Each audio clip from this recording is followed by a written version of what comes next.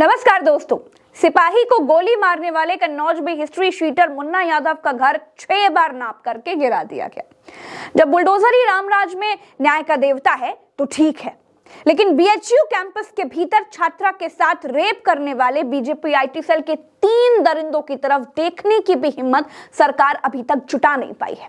इसे क्या कहते हैं जानते हैं? इसे कहते हैं अंधेर नगरी चौपट राजा। इसे कहते हैं पक्षपात।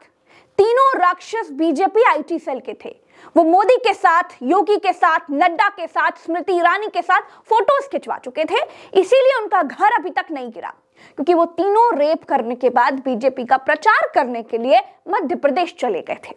इसलिए उनका घर अभी तक नहीं गिरा। रेप करो और बीजेपी का प्रचार करो। बीजेपी सरकार आपका घर नहीं गिराएगी। समाज में ये परंपरा सेट करने की कोशिश चल रही है क्या? अगर बुलडोजर ही उत्तर प्रदेश में न्याय का प्रतीक है, तो फिर मैं प्रज्ञा मिश्रा पूछती हूं कि बलात्कारियों का घर अभी तक क्यों नहीं गिरा? मुन्ना यादव ने हत्या की थी। कुणाल पांडे, सक्षम पटेल और अभिषेक चौहान ने भी इस दुनिया का सबसे जघन्यतम अपराध किया है। मुन्ना यादव को भी अभी तक कोर्ट से दोषी करार नहीं किया गया है और बीजेपी के तीनों दरिंदों को भी अभी तक कोर्ट से दोषी करार नहीं किया गया है, लेकिन फिर भी मुन्ना यादव का घर गिरा दिया गया। अब सवाल यह है कि क्यों? जब रेपिस्टों का घर नहीं गिर रहा है, तो फिर हत्यारों का घर बीजेपी सरकार किस आधार पर गिरा रही है? बीजेपी बेटी बचाओ का नारा देती है, लेकिन बीजेपी के लोग ही बेटियों के लिए काल बन रहे हैं। अरे गन पॉइंट पर उनका रेप कर रहे हैं और बीजेपी उनके घरों पर रामराज वाला बुलडोजर नहीं चलाती। इसका सीधा सा मतलब जानते हैं? इसका सीधा सा मतलब यही है कि बीजेपी सरकार अपने लोगों को बचा करके, उनके घर ना गिरा करके बलात्कारियों को संरक्षण दे रही है। गन पॉइंट पर, बीच सड़क पर बलात्कार कर लेना और उस अवस्था का वीडियो बनाना हत्या से भी बड़ा अपराध है, जघन्यतम अपराध है। लेकिन बीजेपी सरकार में मुन्ना यादव के घर पर बुलडोजर चल सकता है।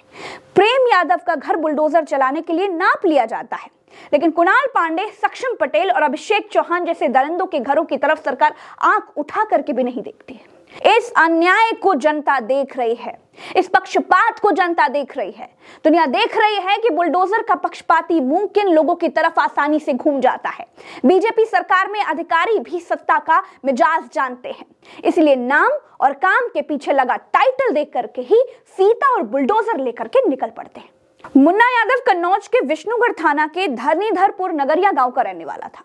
उसका घर 6 बार नाप जोख करके बुलडोजर से गिरा दिया गया, क्योंकि 25 दिसंबर की शाम गैर जमानती वारंट लेकर के पहुंची पुलिस टीम पर अशोक और मुन्ना लाल यादव ने अपने नाबालिग बेटे और पत्नी के साथ मिलकर के घर के अंदर से फायरिंग शुरू कर दी थी। अब पत्नी ने कितनी गोलियां चलाई होंगी ये तो आपको भी मालूम होगा। नाबालिग बेटा कितना बड़ा जंग बहादुर होगा भी आपको मालूम होगा। खैर, इसी बीच एक गोली सिपाही सचिन राठी को लग गई थी, जिसकी इलाज के दौरान मौत हो गई थी। हमेशा की तरह मुन्ना लाल और उसके बेटे के पैर में गोली लग गई और उनको पकड़ लिया गया। मैं किसी अपराधी के सपोर्ट में नहीं हूं, इसको पहले क्लियर समझ लीजिए। लेकिन बीजेपी के लोग बंदूक की नोक पर बलात्कार भी करें तो चर्चा नहीं होती है, ऐसा क्यों? कोई और करे तो तत्काल बुलडोजर तैयार हो जाता है, फौरन जमीन नाप ली जाती है। मैं इस अन्याय और पक्षपाती सरकार के रवैये से बिल्कुल भी ताल्लुक नहीं रखती हूँ। ये बिल्कुल मैं इसके खिलाफ।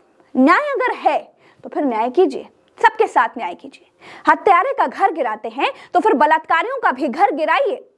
बीजेपी के बलात्कारियों को सरकारी संरक्षण का खेल बिल्कुल नहीं चलेगा।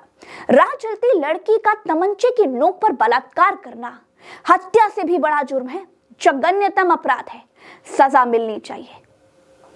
अभी के लिए इतना ही। नमस्कार।